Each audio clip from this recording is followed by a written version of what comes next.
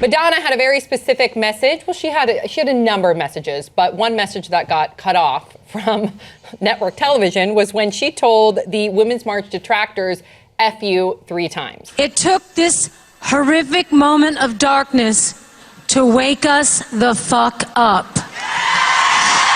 All right, so I was watching, this was before I went to the Women's March, so I was watching it live on CNN. I believe they played her whole speech on C-SPAN, but on CNN, she got in one FU, and I was like, oh, because I know the repercussions when you're on, cable or network television, you say the F word.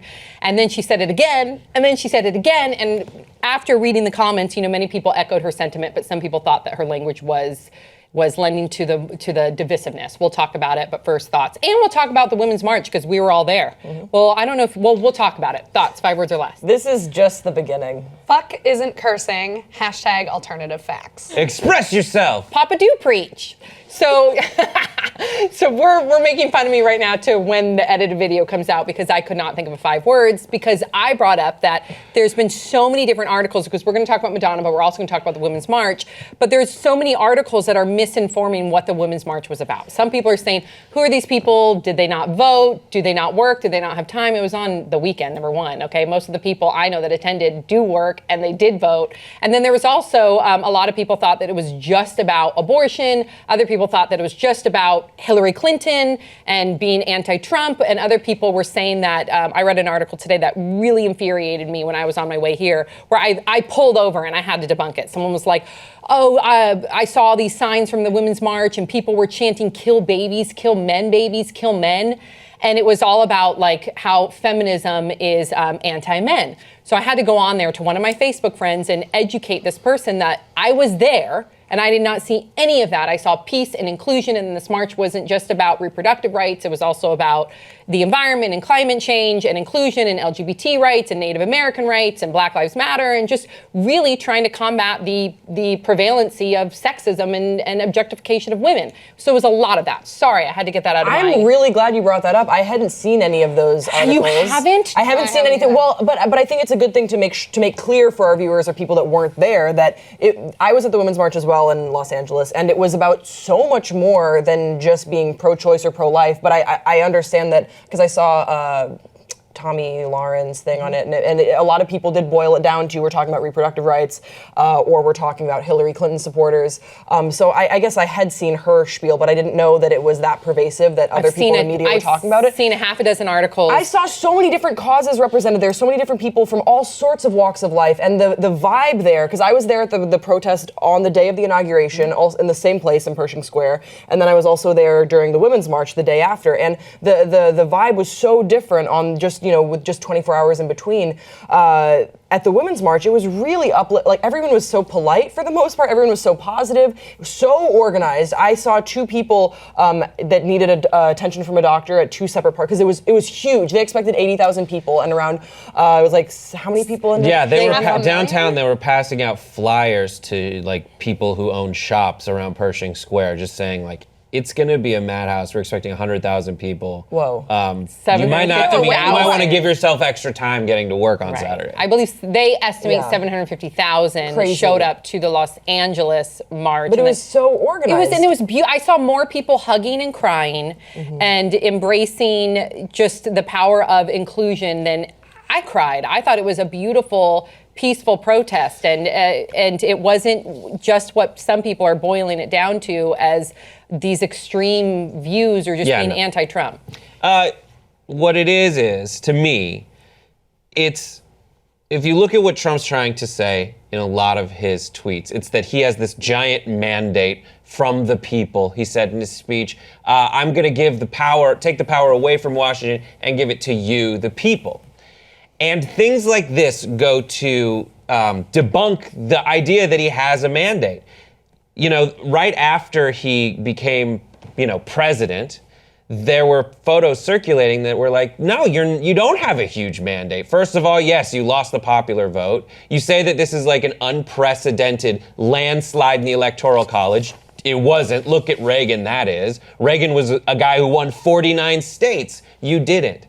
And this is not only did you have a more poorly attended inauguration than you say you did, than you sent your White House, press secretary to tell people you did. Look at the photos. There weren't that many people at your inauguration compared to Obama. And guess what? The next day, there were way more people in the same city. There were 450,000 people on the streets of DC the day after there were 180,000 at your inauguration. So those numbers add up. And this is what that's the momentum that needs to be carried forward to debunk the ridiculous idea that Trump now has this giant mandate to do what he wants, because the numbers don't bear that out. And then the press can't even try to call him out on it and answer questions, because they wouldn't answer questions from the press. That's very scary and that's very dangerous. You posted something on there, and more importantly, when he went and gave his speech, I was like eager to hear. First of all, this was in front of the Wall of Honor, which honors fallen operatives. So a lot of people in the service and CIA, former CIA agents and CIA agents, were hoping that he would acknowledge that. He didn't. So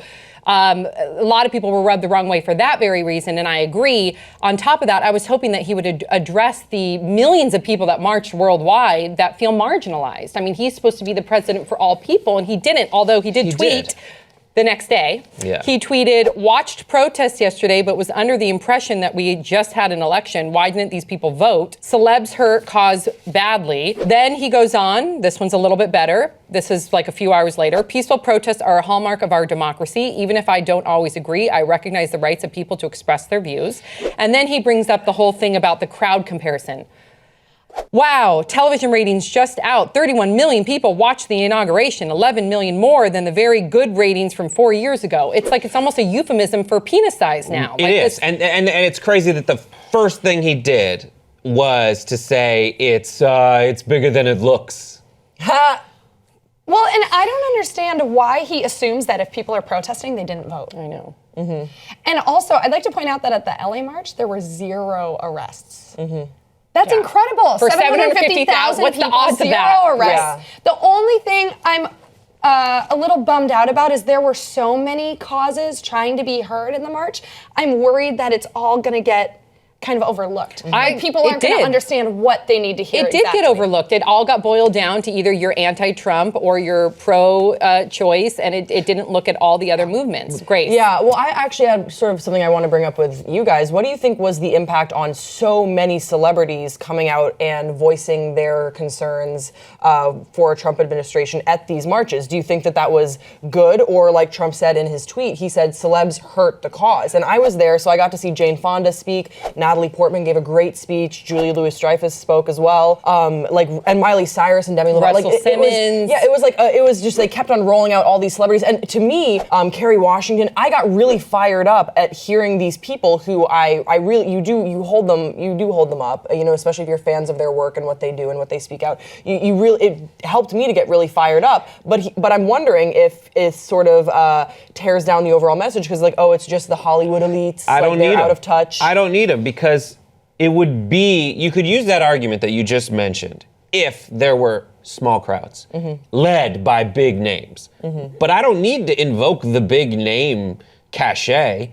I could treat each one of those celebrities as just another person, and that itself is overwhelming. There are millions of 2 million people were on the streets all over the country in cities big and small to and make their opinion known. And a lot of celebrities didn't speak as well. And I marched right next to Aaron Paul, and I only realized midway because someone took a selfie with him, and I thought. But then he posts it on his social media, and that still creates an impact. So but it was without the celebrities speaking, they were still sort of there was still their presence there, and it makes me wonder is it a good thing? Is it a bad thing? For me, it was inspiring. I think it could be. I think it goes both ways. I think for some people, they're going to see it that it delegitimizes. It's a tongue twister. The movement. I can't speak today. It's not a legitimate word. While other people, it's not a legitimate word? No, delegitimize. You delegitimized that word. While I do think that other people, especially the younger generation, I know when I was younger and I saw some of my idols, I would listen to when they spoke. And whether or not that influenced me, I think it did. So I think that it can work both ways. But let's talk about Madonna, because some people, definitely echoed her sentiment, while other people thought that because there's already such divisiveness and people are already not understanding. I saw people writing me on my Instagram saying, "What are you marching for?"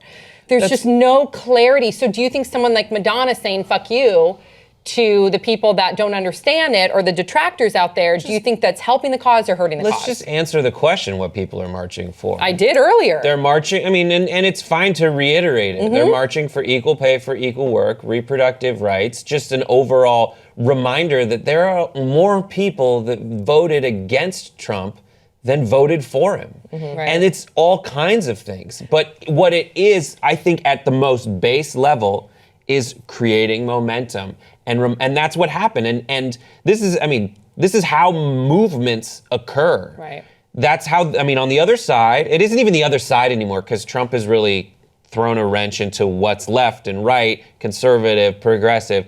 But the Tea Party started this way too. So it's, regardless of what you think of the Tea Party, they were throwing big movements. The civil rights movement, they had people in the streets, and they used that, the key, and you'll see that there are places like Emily's List, if you're a woman interested in running for public office. You can go follow up. There's a story in pretty much every newspaper about what the next step is, so just go read it. But people were also, that was definitely the message, but I saw people marching for climate change. I saw people marching for Black Lives Matter. I saw scientists. There was a group of scientists that were concerned about whether or not they would have the funding that they need to keep, working on their programs and their research under a Trump administration. And there were female scientists and male scientists marching together. You saw all different genders, ethnicities, sexualities, like the whole 9 yards, elder, young little kids, babies on shoulders. It was amazing. Pets. But I will say really quickly, what I thought was also really important was that, I also got messages saying, well, Trump's been in office one day. Like, how can you go out there marching saying he's going to strip you of all these rights when he hasn't done that thus far? It's because of the cabinet that he's appointed and the things that he said.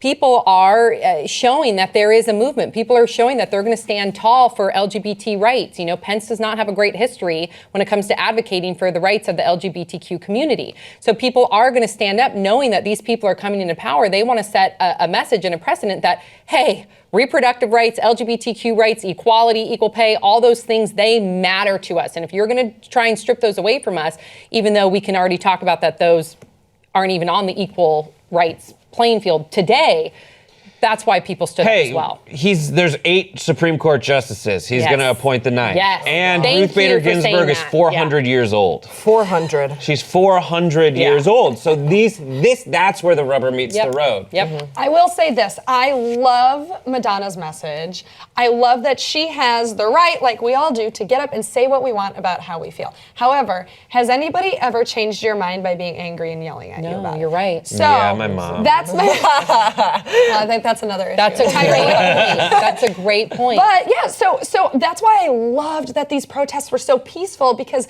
when it's a calm manner and you can sit down one-on-one and say, I hear you, but this is how I feel. Just like in a relationship, when you're fighting, that doesn't get anywhere. You're but when you so use good. I statements, Yeah. people understand where you're coming from, they empathize, and then they're willing to change. Kylie, that is the message. And I think you just put that into, like, I was trying to figure out how I would explain Madonna, because of course it didn't offend me because I share the same sentiment as Madonna, but that's not going to change someone's mind that's sitting at home and doesn't understand what we're marching for or doesn't agree with what we're marching for. If anything, that's going to rub them the wrong way, and it's not going to want them to learn more about or be empathetic about what we're marching about. So I think you put you said that very eloquently. And I agree with you. I 100% agree with you. So please share your thoughts in the comment section below about the Women's March. If you were there, share your stories, and then also what you thought about Madonna's speech and just your thoughts in general. We want to know what you have to say, and we'll see you next time on Pop Sugar.